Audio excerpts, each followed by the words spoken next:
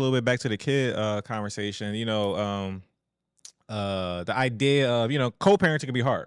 It could be Challenger. Sorry about that. It could be challenging, tedious. All those type of things. Woo! Yeah. And I feel part of it is people don't really have a good discernment and understanding of the difference between boundaries and prevention. That's a fact. And I feel navigating those two dynamics and concepts and ideas is half the battle with the co-parent. 100%. So Talking about it, like you just said, the difference between creating boundaries and preventions, whatever. And like I always got to reference the source. We seen this topic be presented in a form of a example, whatever. He gave like a demonstration. God gave a demonstration on what was this and what was that. But when I really break it down, it's like understanding like it's okay to have boundaries as a co-parent, right? Like you don't have to give your baby mom or your baby dad access to you in certain ways that could make you uncomfortable.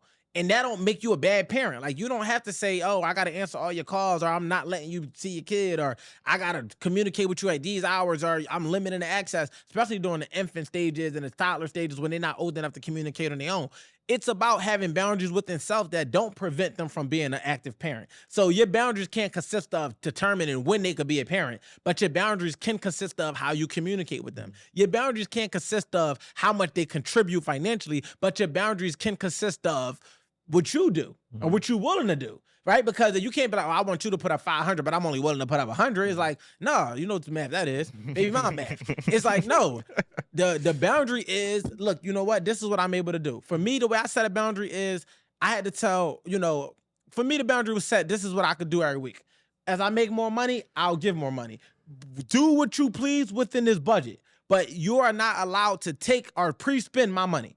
I'm not an ATM, and I'm going to give you the acronym for ATM at this moment. You cannot call me at the moment and think that I'm going to just give you cash. Like, you don't just dial my number and say, hun, $50, and I'm sending it. Hun, $100, I'm sending it. No, because I have to create the space to be able to say, okay, was it in my plan? Now, we're not talking about emergency funds. It wasn't in my plan to spend $200 a day. It wasn't. Call me on Friday. And that's a boundary that I set. It wasn't respected. Of course, you're going to get called a deadbeat. I can never rely on you. No, you're not going to call me impulsively and tell me that you need money and think that I'm going to just pull cash out my pocket and just give. No, I need a 3-day. So it got to the point where I set that boundary with my kids.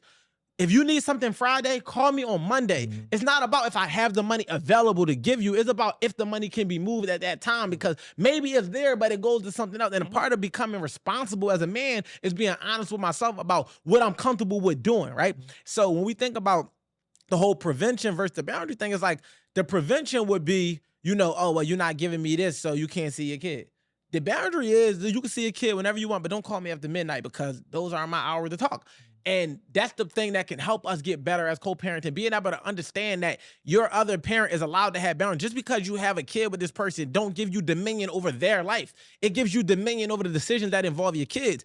I'm allowed to have a say-so in the decisions that involve my kids. I am not allowed to have a say-so in the whatever they moms decide to do. That's like y'all choice. Like whether y'all, I don't have to agree with your lifestyle as long as it don't affect my children. That's when I have something to say. But even in my something to say, I can only extract from the points that affect my child. Can't talk about what you willing to do. And if I don't like it, I can't prevent you from doing it. I can only up my level of effort or interest to be able to say, all right, this is how I'm going to offset the things I don't like. And we got to be willing to do that. You can't try to control somebody, what they do, they input, they output.